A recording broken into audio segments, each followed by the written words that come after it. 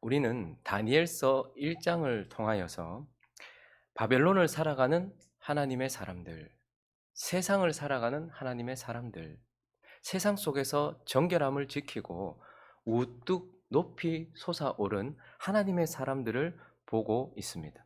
이제 2장으로 넘어오면서 하나님은 그렇게 세상을 살아가는 하나님의 사람들을 향해 바라보던 우리의 시선을 돌려서 이번에는 바벨론을 살아가는 바벨론 사람들을, 세상을 살아가는 세상 사람들에게 우리의 시선을 주목하게 하고 있습니다.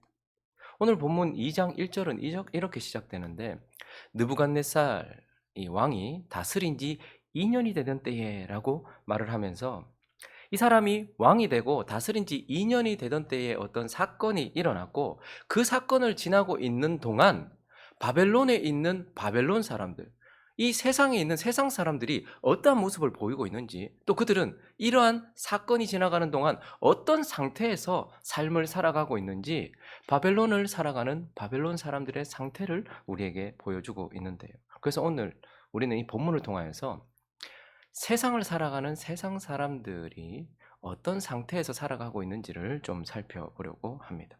그 첫 번째는요, 하나님 없음으로 인한 불안, 공포, 두려움, 하나님이 없어서 있는 그런 불안 가운데서 살아가고 있다라는 것을 보게 됩니다. 오늘 1절을 다시 한번 보시면요, 여러분, 저건 누구나에게 쓰여질 수 있는 구절이 아닙니다.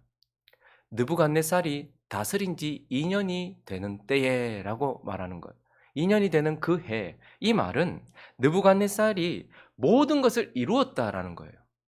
여러분, 한 나라의 왕이 되기도 힘든데, 뭐 한 지역 혹은 한 단체의 장이 되기도 힘든데, 제국의 왕이 되기 위하여 얼마나 많은 수고와 얼마나 많은 것을 쏟아부었겠습니까? 그런데 그걸 이루었단 말입니다. 그가 왕이 되었다. 그가 그렇게 바라고 원하던 것, 모든 것을 이루었다. 그리고요, 제국의 왕이, 한 나라의 왕도 큰데 열국의 왕이 되었잖아요. 제국의 왕이 되었다. 이건 모든 걸 다 가졌다라는 의미입니다.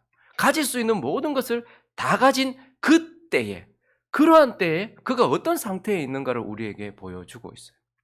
우리는 흔히 왕이 되고 모든 것 다 이루고 모든 것 다 가진 그때에 어떤 상태에 있을 거라고 흔히들 그냥 예상을 합니까? 그런데 오늘 보니까 계속해서 1절부터 다시 한번 보실까요? 느부갓네살이 다스린 지 2년이 되는 해에 그가 이루고자 한 일을 이루고 그가 가질 수 있는 모든 것을 다 가졌을 때에 느부갓네살이 꿈을 꾸고 그로 말미암아 마음이 번민하여 잠을 이루지 못해. 한 번 꿈을 꿨다라기보다는 계속 꿈을 꾸게 되었다라는 것이고, 그것으로 인하여서 불안이 찾아오고 공포가 찾아오고 불면이 찾아와서 잠을 이루지 못하는 밤을 계속해서 이어가고 있었다라고 말을 하고 있는 것이죠.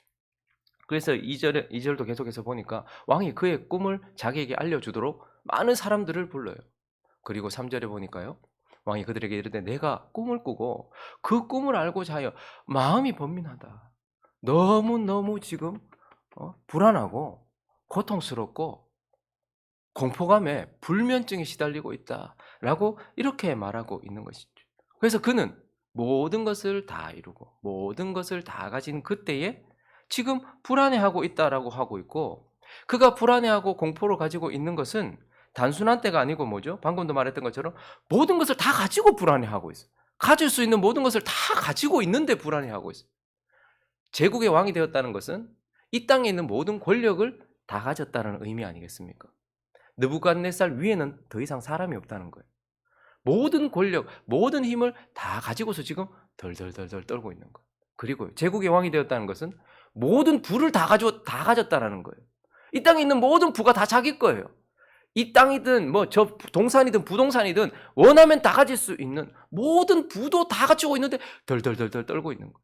그리고 2절을 다시 보시면, 2절을 한번 가볼까요? 2절을 보시면 왕이 그의 꿈을 자기에게 알려주도록 박수, 술객, 점쟁이, 갈대아, 술사, 이렇게 말하니까 아이고, 저 사람 우상숭배하는 사람이 점쟁이를 자꾸 부르는구나, 점쟁이를 자꾸 의지하는구나, 뭐 자꾸 이렇게 생각하는데, 그래서 저 사람들을 갈대아 사람들 이렇게 표현하거든요. 근데 전 단순히 그냥 점쟁이들을 불러서 그들의 어떤 점괘를 의지한다는 게 아니고, 저 당시에 있었던 모든 최고의 학문과 기술과 과학, 이 모든 것들, 그러니까 이 땅에 있는 최고의 기술, 과학, 학문, 이 모든 것들을 다 가지고 있다는 거예요. 이 땅에 있는 지식을 모두 다 가지고 있다는 거예요.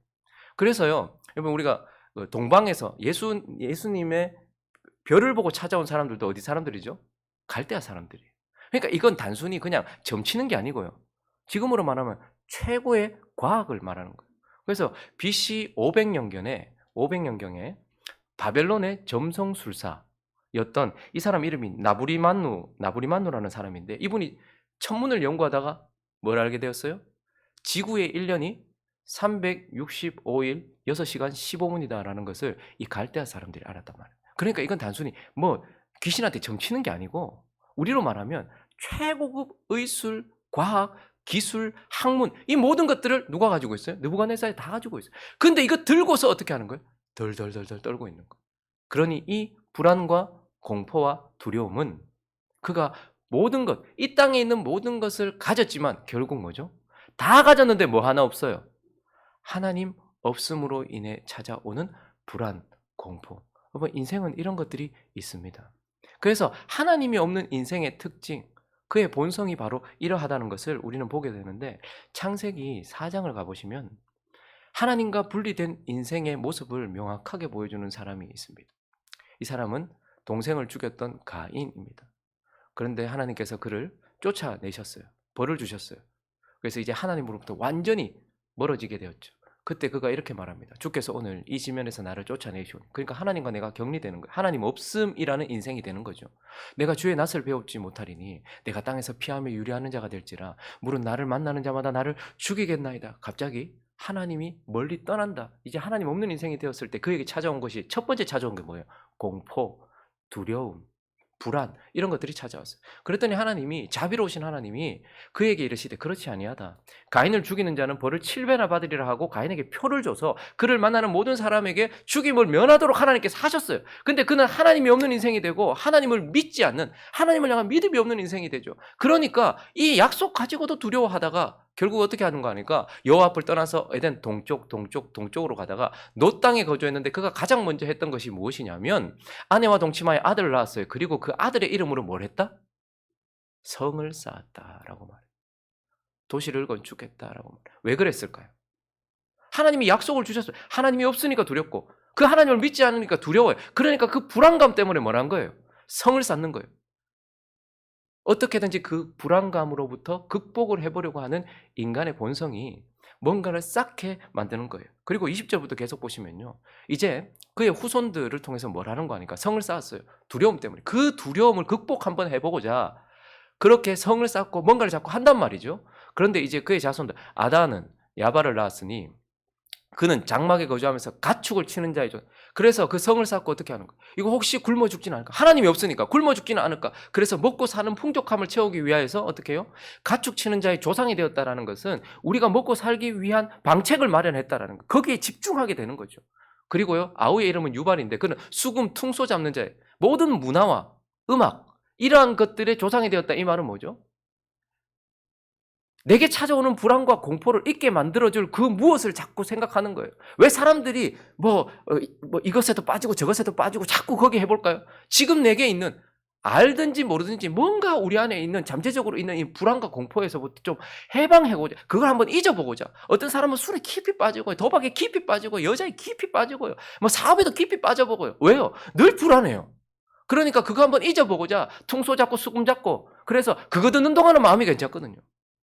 그리고요, 22절에 보니까요, 두발 가인을 낳았는데 굴이 새로 여러 가지 기구를 만들어. 이 말은 뭐죠? 과학 기술의 조상이 되었다, 이 말이에요.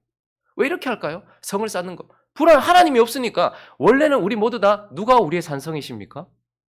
다윗은 하나님 보고 뭐라 했죠? 여호와는 나의 산성이다, 성이다, 이렇게. 근데 하나님 없으니까 어떻게 합니까? 성을 쌓는 거예요.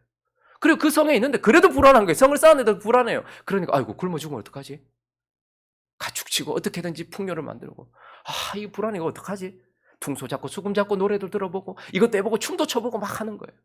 그리고 과학기술 만들어서 우리가 어떻게 해보죠. 그러니까 이 모든 것은 하나님 없음으로 인해 찾아오는 불안과 공포와 두려움, 이것이 하나님이 없는 인생들에게 있는 그러한 것이죠. 근데 여러분, 그러면 하나님의 백성들에게는 불안이 없습니까? 이런 공포나 이런 두려움이 없습니까? 나는 그거 전혀 없어. 이렇게 말할 수 있겠습니까? 우리에게도 그런 불안과 공포가 찾아올 수 있어요.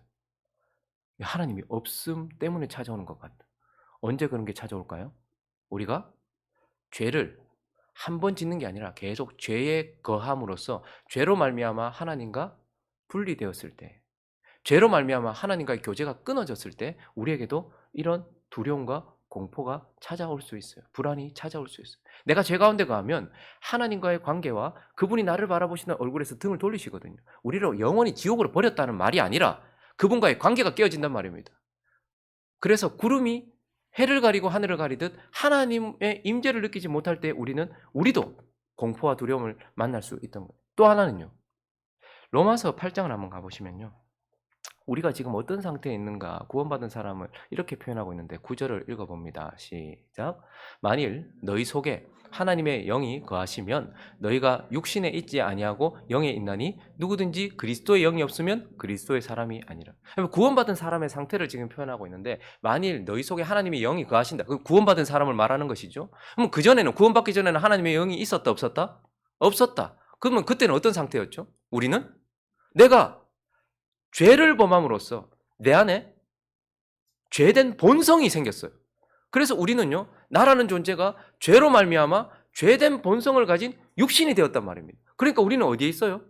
육신이 되어 육신 가운데 육신과 하나 되어 있었단 말이죠. 그런데 구원받았다는 것은 뭐죠? 우리 안에 용서해 주시고 성령을 보내주셔서 내가 이제 성령 안에 있게 했단 말이에요. 그런데 우리 가운데서 여전히 육신이 역사합니까? 안 합니까? 아직까지 남아있죠. 그러니까 구원받았다는 것은 성령을 받아서 영이 부활하고 우리는 먼저 영적인 생명을 얻었어요. 그래서 그 영 안에 성령이 계세요. 그런데 여전히 또 뭐가 있어요? 육신이 여전히 죄된 본성이 남아있단 말입니다. 그래서 우리의 삶을 5절부터 다시 계속해서 볼까요?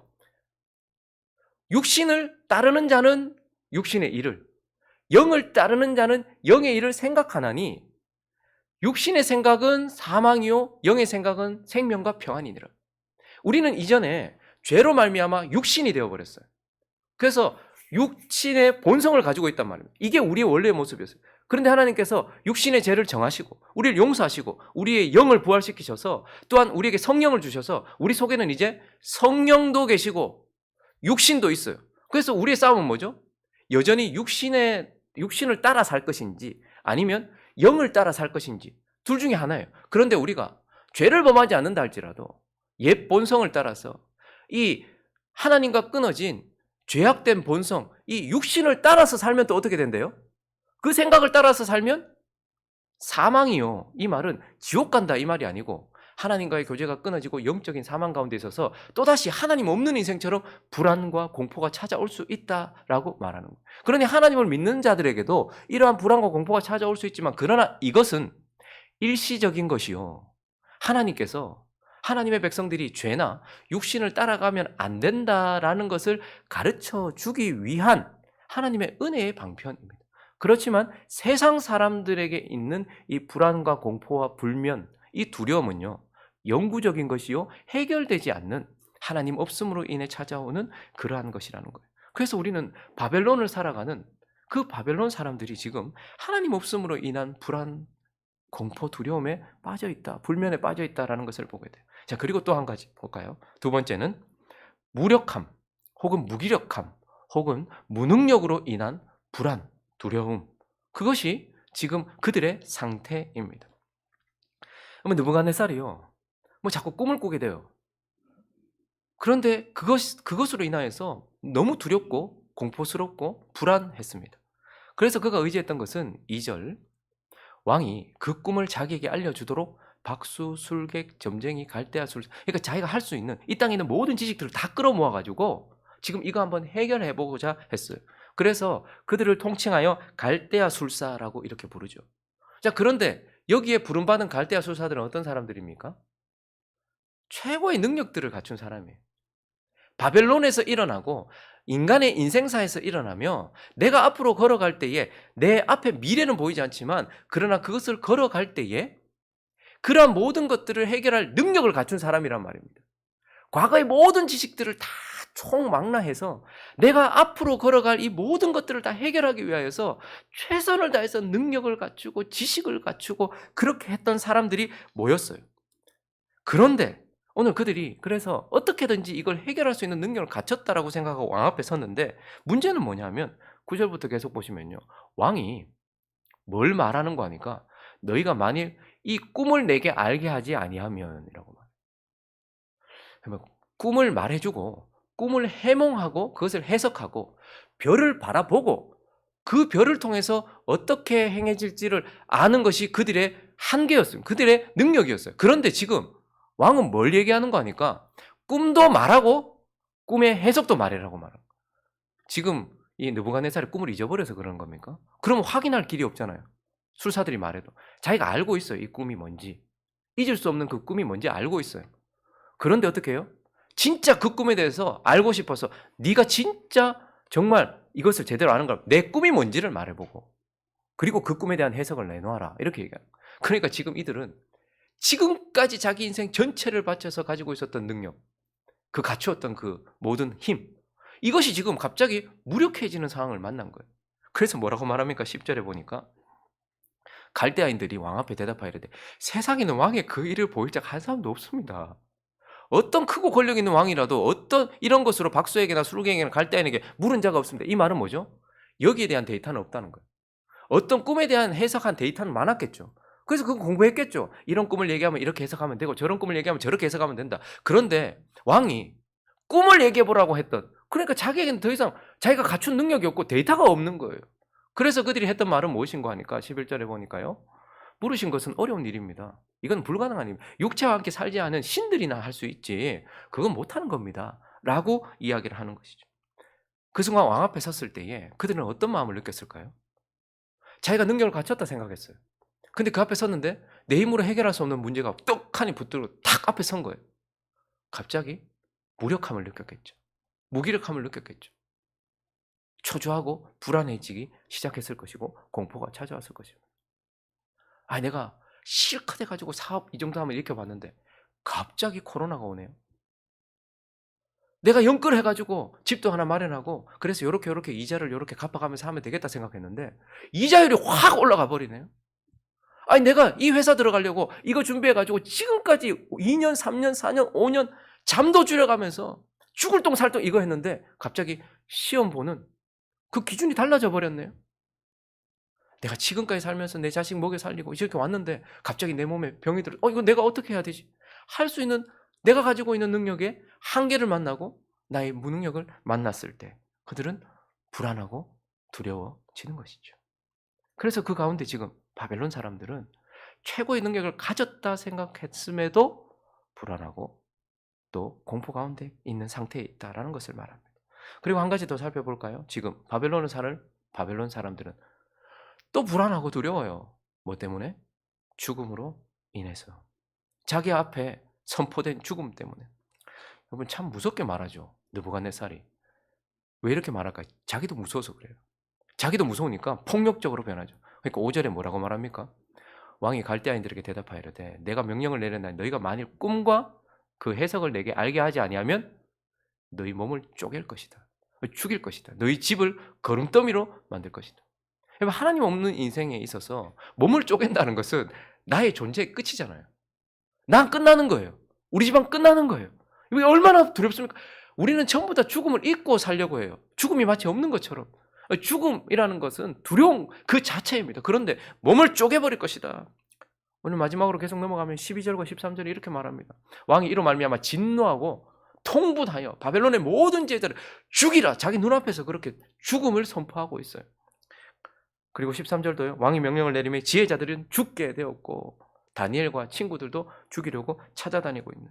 그래서 그들은 자기가 결코 극복할 수도 없고 살아오면서 한 번도 묵상해보지 아니한 그 죽음 앞에 서게 되었고 그리고요. 어찌할 수 없는 죽음 앞에서 지금 불안하고 두려워하고 공포 가운데 있어요. 그래서 정리하면요. 바벨론에 살고 있는 바벨론 사람들, 세상을 살고 있는 세상 사람들은 평안한 것 같아도 좋은 것 같아도요. 하나님 없음으로 인해서 늘 불안하고 초조하고 공포와 두려움 가운데 있어요.